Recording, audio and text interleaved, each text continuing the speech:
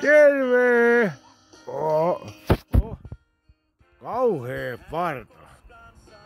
Vanhalla sorakuskilla. Nyt mä oon oikein vanhan näköinen äijä. Äski!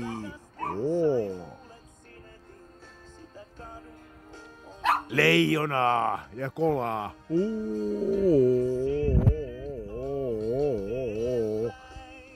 Tää on hauskaa.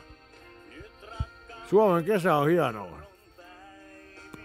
Hämeenkyrössä on tänään nyt, mitähän täällä olisi, 25-26 eikä tuulien häivähdystäkään.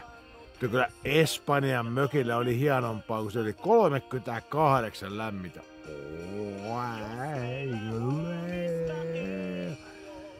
Se oli hienoa. Mutta elämäntilanne ei anna ihan vielä muuttaa sinne, mutta tulevaisuudessa muutan varmaan sinne.